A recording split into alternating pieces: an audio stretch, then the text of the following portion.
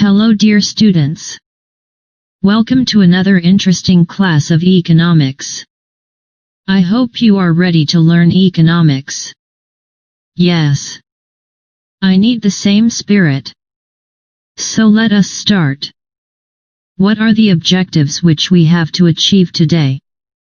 These are: to know about savings, to know and write about the factors of saving, to know and write about the concept of investment, and to solve the worksheet. Dear students, what do we mean by savings? This is a very common term which we use on daily basis.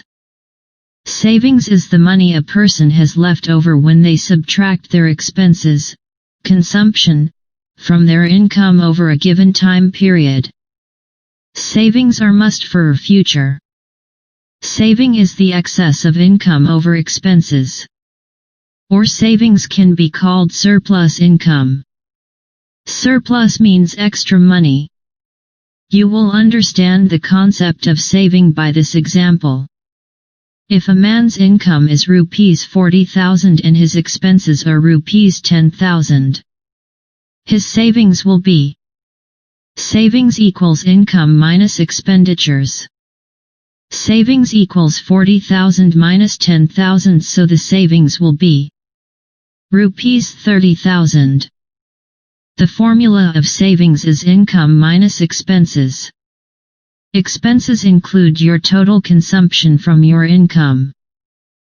Dear students, there are two factors which are responsible to create savings. The first factor is will to save and the second factor is power to save. So what is will to save? Will to save means the intention of a person to save. If a person is not willing to save, he can't. A person can only save money when he is responsible.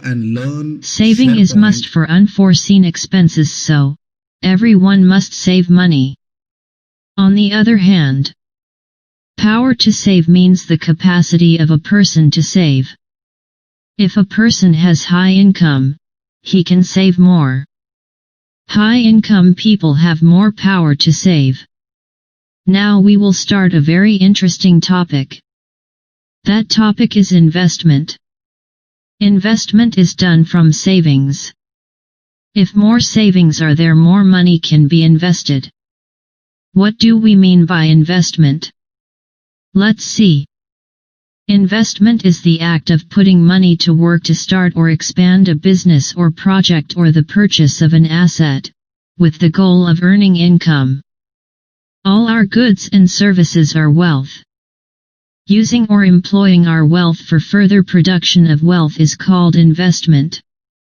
Income of the whole country can be increased by investments.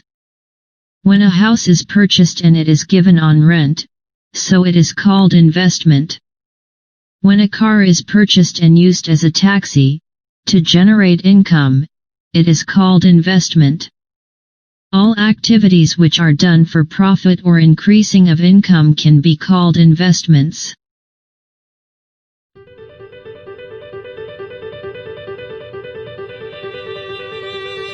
An investment is an asset purchased with the expectation that it will generate income or appreciate over time. In finance, common investments include stocks, bonds, real estate, mutual funds, and to a lesser extent, commodities, annuities, and options. Many investments trade daily on the public market. Current events and company performance can cause a company's stock to rise or fall, and significant news can affect the entire stock market. Generally speaking, if a person follows safe investment practices, the longer they invest for, the greater the chance they will grow their wealth. Inversely, the shorter the period of investment, the higher the risk of that investment losing money. But with all investments, there is always some risk that the value of the asset will decline rather than increase. Despite the risk, wise investments are one of the best ways to grow your money. Let's say two brothers each inherit $100,000. Hubert does not invest his money, choosing instead to hold it in a checking account that earns no interest. Ivan, on the other hand, invests his money in some broadly diversified mutual funds. Every day, Ivan's investments change in value. Over 10 years, Ivan's average investment growth was about 7.2% per year, meaning his total investment grows to about $200,000. His brother Hubert, however, would still only have $100,000 in his savings account.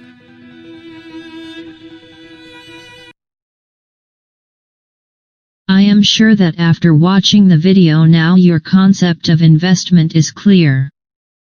Dear students, see you soon. Thank you so much for being with me.